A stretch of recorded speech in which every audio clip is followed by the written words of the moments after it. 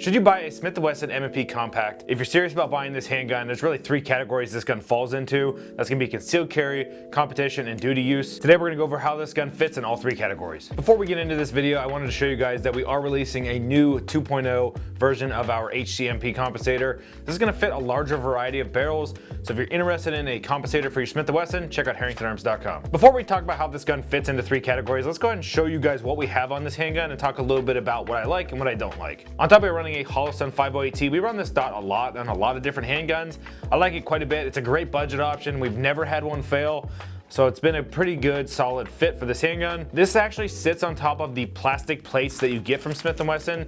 You get a nice variety of plates here with all of the necessary screws that you would need for an optic. They offer a lot of different plates that would pretty much fit most of the optics on the market. Just know if you have an optic like the Aimpoint Acro, you're gonna have to buy a different plate for this slide. Moving our way down into the iron sights, these are very stout steel iron sights. They'd be a great option if you decide not to put an optic on your handgun. And they are a really good backup iron sight option. You can see them peeking up into the window of your optic. So if your optic goes dead, you do have backup iron sights. In this Smith & Wesson, we are running a Tribe Defense threaded barrel. And this threaded barrel is sold by Optics Planet. It's a really great budget option. There really aren't too many great barrel options for the M&P series handguns. We found that Tribe Defense works really good. The OEM barrels are also really good. It's one of the reasons we had to make this compensator a little bit longer is to really fit the OEM length changes that they're making at Smith & Wesson. They're using longer barrels and shorter slides. So unfortunately, we had to make this compensator a little bit longer. It is still quite a bit shorter than some of our other comps on the market. So it was a necessity for us to change this to fit more of our customers' barrels. Talking about the compensator, this is a great 3-port compensator that's gonna help with the vertical muzzle flip that you feel on a handgun and the linear in the hand feel recoil. With this having top and side ports, it's gonna make it a very versatile compensator that you could use in competition or concealed carry. With this new 2.0 version, all we did was make it roughly 1/8 of an inch longer to fit longer threaded barrels. We did not change the port size or the lightning cuts. So if you already have an HCMP, fear not, nothing changed with the compensator. All it is a little bit longer for different barrels. Some things I really like about the slide of this handgun is going to be the slide serrations. They are very aggressive. They have this swirl to them that make it really bite into your hand. Honestly, I can't think of a slide serration that does this better than the Smith & Wesson slide, which is really good for honestly all use cases of handguns. It's not so aggressive that it would hurt your skin rubbing up against it for concealed carry, but it's aggressive enough that you're really gonna be able to press check and manipulate this handgun in pretty much any environment. Moving our way down into the frame, I'm gonna go ahead and talk about the elephant in the room, and that is going to be the grip texture on this handgun. It is very coarse, very aggressive. It kind of reminds me of 80 grit sandpaper, which is one of the reasons why I have not personally carried this handgun very long. It hurts your stomach if you don't wear an undershirt. I personally do not like wearing undershirts. I don't like adding more layers if I don't have to. And this very coarse, aggressive grip texture kind of hurts my skin. So this is great for competition and duty use because you're gonna want the tough grip texture to be able to fight some of that recoil. And if the weather is raining, you wanna be able to get a good grip on your handgun when you have to use it. With those two scenarios, you're probably gonna be running outside the waistband. So you're not gonna have this rubbing up against your skin. It's not gonna be a problem. But for concealed carry, this is a little bit of an issue. There are a lot of fixes for this. If you put goon tape around the frame, you're gonna get rid of that. If you wear an undershirt, you're gonna get rid of that. And it's still a great carry option. You pretty much just kind of have to choose two of those options to make it comfortable when you conceal carry. Besides the aggressive grip texture, which is not great for concealed carry. We'll talk more about the pros and cons later about this grip texture, but the ergonomics of this gun are very good. They're simple. It is rounded in the back, very similar to a lot of handguns. The swell in the back is very mild. It kind of feels like what you would expect when you grab a handgun. There's no frills, there's no aggressive palm swell or finger grooves. It just kind of is what it is, and there's not really a problem with that. It feels very natural to grip this handgun and to shoot it.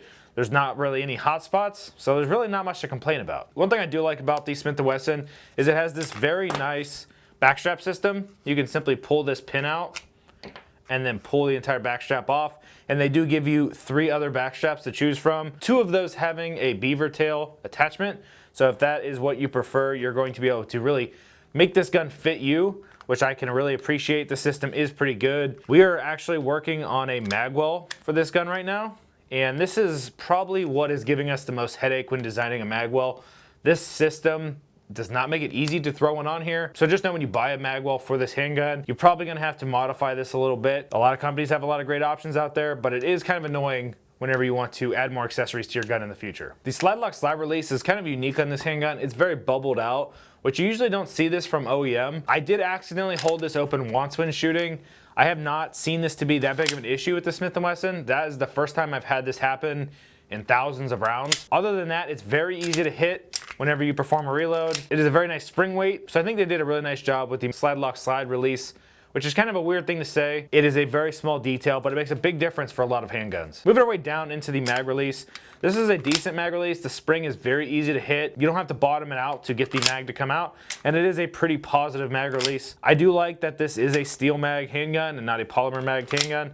You can see it shoots out of there pretty nicely. Obviously, that's gonna be subject to change. The more rounds you put on this, the more the spring tension will loosen on your magazine. As of right now, with only a couple thousand rounds on this gun, it still is very positive and is a very nice mag release. Those with a keen eye are gonna notice that we are running an aftermarket thumb rest on here. This is the Align Tactical Thumb Rest. Just know when you buy this, you're not gonna be able to run every holster on the market, so make sure you check out their website or our website. It's gonna put a list of holsters that work with this. We were actually able to make this work for one of our holsters. It did bulge out the side a little bit though, so it became a little bit more uncomfortable with concealed carry. The holster really wasn't made for this thumb rest, so it was kind of pushing it out of the way. Just know that that is gonna be something you need to pay attention to when you buy a thumb rest. Make sure it fits your holster. The thumb rest has a lot of great attributes. It does help fight some of that recoil, gives you a nice indexing spot for your thumb on your support hand. It just feels very natural to shoot this gun with a thumb rest, fighting some of that recoil, having a place for your thumb to go, putting downward pressure. I like putting thumb rests on a gun. You just gotta make sure you buy the right holster. Okay, so now let's talk about the second most controversial thing about the Smith & Wesson, and that is gonna be the trigger. This was so controversial that they went from an M1.0 to an M2.0. And the biggest notable change with that was going to be the trigger. The 2.0 has a way better trigger shoe. I did not like the 1.0 at all. I actually refused to buy the Smith & Wesson because the trigger was so annoying. There are a lot of great aftermarket triggers. The 2.0 kind of forced my hand. They made some great changes, and one of those being the trigger. This trigger has a very interesting safety. You can see it is a large percentage, probably 75% of the actual trigger shoe itself. It feels really good on your finger. It gives you a nice indexing spot. For newer shooters, this is gonna be really nice. It's gonna allow you to get used to shooting, proper trigger placement with your finger. So I like that quite a bit. And if you're an amateur shooter, it's not cumbersome. It's not really all that noticeable. The take up is kind of long on this trigger. You'll see that there's probably 1/4 inch, 3/8 of an inch of take up, and then you hit a really nice wall. And as you squeeze that trigger, it is a nice solid break, a very short break, and then a very positive and a mildly tactile reset. What I mean by mildly tactile is that the trigger itself pushes you forward. You hear a little click. It's just not as positive as some of the other triggers on the market. But honestly, for a rather affordable handgun, this is a great trigger. In my opinion, I think I like it a little bit more than the OEM Glock trigger. And that's kind of become the industry standard when you look at all the OEM triggers on the market. And our last attachment on this handgun is going to be a Streamlight TLR1 HL.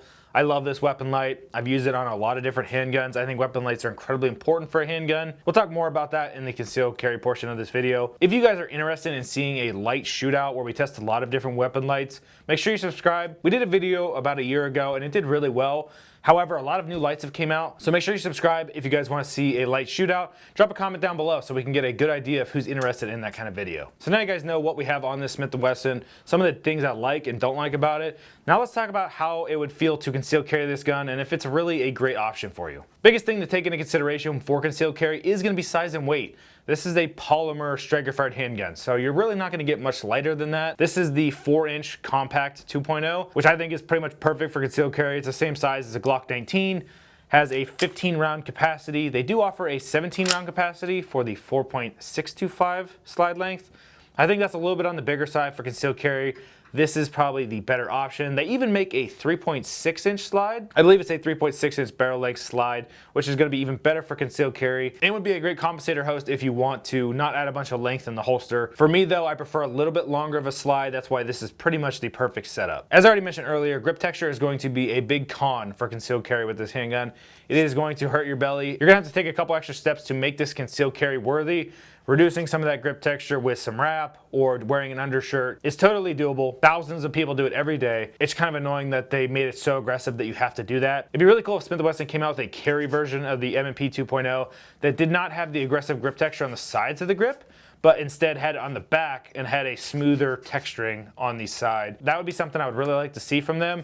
I think it would really give this gun a leg up. It has so much to offer for concealed carry. This is kind of the last annoying little thing that is really driving me away from it. As I already mentioned, I do like this trigger quite a bit. I can shoot it really fast. For me, that builds a lot of confidence in a carry gun. If I know I can shoot it well, I can shoot it accurately, I can shoot it fast. I'm gonna have a lot more confidence when I'm carrying that handgun. And this gun, I can shoot really well. The trigger makes a big difference in how fast I can shoot a handgun. And for me, this is probably one of the top 5 handguns I can shoot the fastest. That tells me I can be very effective with this gun, so it makes it a really great concealed carry option. When you're looking at a carry handgun or a duty handgun, you're gonna wanna see what aftermarket support surrounds that gun. I would say there's not a lot for the Smith & Wesson. Sure, there's a little bit for the competition realm, which we'll talk about later. But when you look at barrels, mag wells, triggers, iron sights, thumb rests, there's not as much as what you see with a Glock or a P320.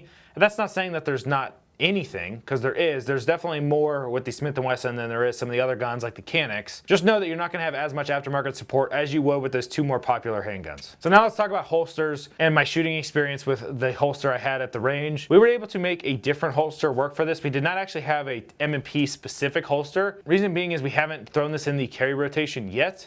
We will be doing that soon. A lot of the common holster manufacturers make holsters for this. T-Rex Arms, Tier 1 Concealed are among the best, and you can find holsters easily. The Smith & Wesson M&P 2.0 is very prevalent. You're not gonna have any issues. When shooting today, it was very easy to draw and shoot from.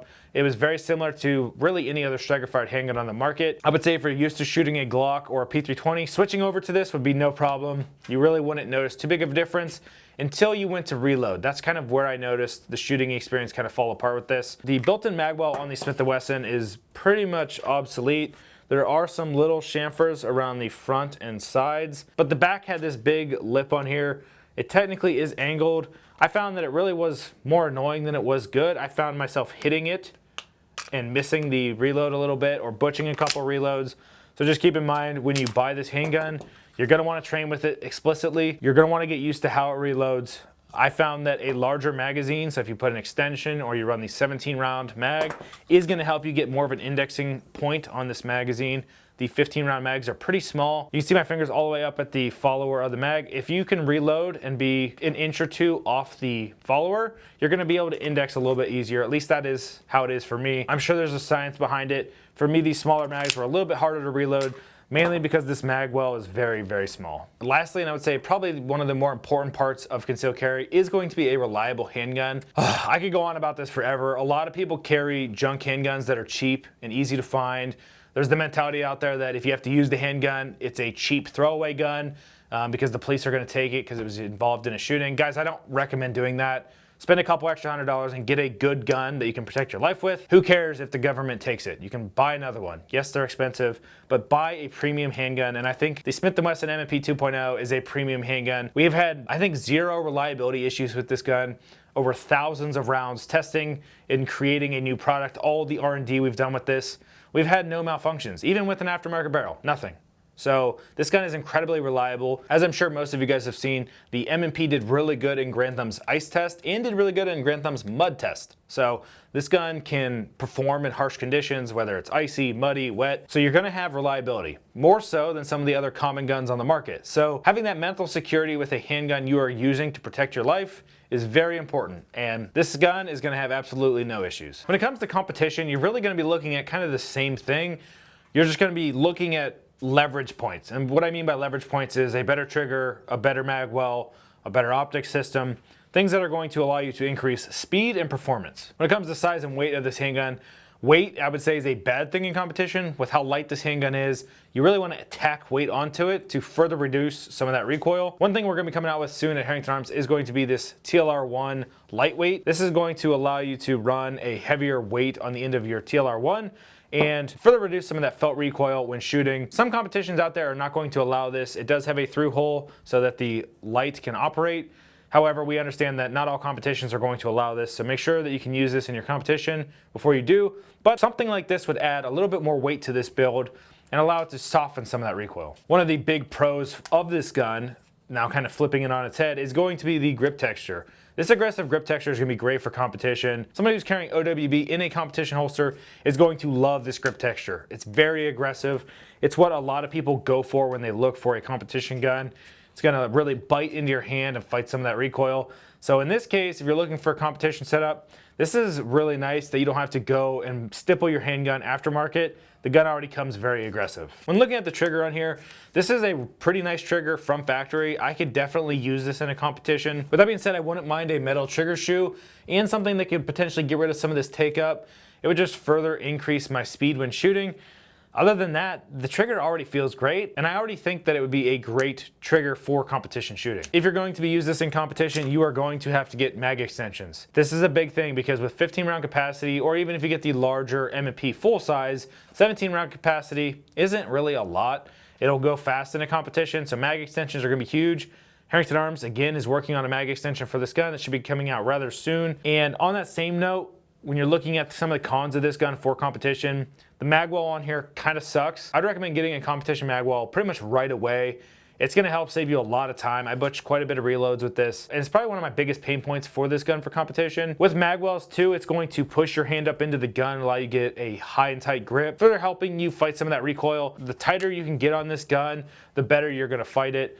So it's kind of a win-win with the mag well. I think it's one of the first upgrades I would do for a competition setup. So now let's talk about this gun in a duty scenario. I think if it makes a good competition gun and a good concealed carry gun, it's pretty much a no-brainer. It's gonna make a good duty handgun. I think when you combine competition and concealed carry, you kind of get the pros and cons of each into a duty setup, and that's definitely true with the Smith & Wesson. The pros being the better grip texture. Because you're gonna be carrying OWB for duty use, the trigger is really good, which is gonna be great for duty use. You know you're gonna be very capable, you're gonna be able to protect yourself, especially if you're a law enforcement officer. It is very important that you can shoot rounds quickly and get more rounds downrange. Capacity is kind of a con with this. Again, I already mentioned you can buy magazine extensions. If you are running this in a competition setup, you can do the same thing for duty. I would definitely recommend getting some +5s for a duty setup. With this gun already being known to be reliable, you pretty much don't have to worry about this in a duty setup. If it can handle a mud test and an ice test, it's gonna have no problem sitting in your safari land in a patrol vehicle, or if you're military, being in a holster. It's really gonna be fine. It's gonna have no reliability issues, so you're gonna have a lot more confidence in this setup like you would in concealed carry. It is just as important, if not more important, to be that confident in a duty setup. I also already mentioned that the slide serrations are very aggressive here. This is gonna be important for a duty setup. You're probably gonna be out in all conditions, wet conditions. You're gonna wanna be able to manipulate your handgun, and you're not gonna have really any issues with that with the Smith & Wesson. Another thing that is kind of a good thing that you get from the concealed carry element is going to be weight. This handgun is on the lighter side, which is gonna be good if you have to carry it all day for a duty application. Law enforcement has been running the M&P since it came out. I've seen a lot of law enforcement officers have this handgun. It is very prevalent across the United States. So kind of deep diving into all of these elements and seeing where this gun shines, it's kind of a no-brainer why other officers are carrying it. So if your PD is considering switching to the Smith & Wesson, I would feel very confident in switching. If you're used to a Glock, it really won't be that hard of a transition. Used to P320, again, a very easy transition. This is a very versatile handgun that you should have quite a bit of confidence in carrying. So now you guys know a little bit about this gun and where it shines in different applications. What you don't know is that this gun only costs $589. So if you compare it to a Glock, it's cheaper. If you compare it to a SIG P320, it's cheaper. This is a very good handgun coming in at a very good price. So looking at all of its pros and cons, I think it's a great starter handgun that you can scale and build as you become a better shooter. And if you want to use this as concealed carry for a while and then get into competition shooting, this would make a great handgun for that. It's very versatile. As I mentioned earlier, I do not recommend buying a very cheap handgun for concealed carry. This is on the more affordable side, and I think it's definitely one of the better options. Something I haven't mentioned about this gun is going to be the grip angle. If you're somebody who doesn't like the Glock grip angle, the Smith & Wesson M&P is gonna be a much better option for you. It's gonna feel much more natural to point this handgun, and it's going to give you the same amount of reliability. So I think it's a great option for you. Glock 19 isn't for everybody. Glock 17 isn't for everybody. I think the Smith & Wesson is probably going to be a little bit closer to it than the P320. So if you don't like the P320, you don't like the Glock, this is definitely going to be a great option for you, and you should definitely go check it out. Put hands on it. Really, what I would say is that it is going to have a little bit better trigger than a Glock, and it's going to have a more aggressive grip texture in a good or a bad way, depending on what you want to use this handgun for. If you guys learned something, if you like this video, we'd appreciate a like, subscribe. Otherwise, we'll see you next time.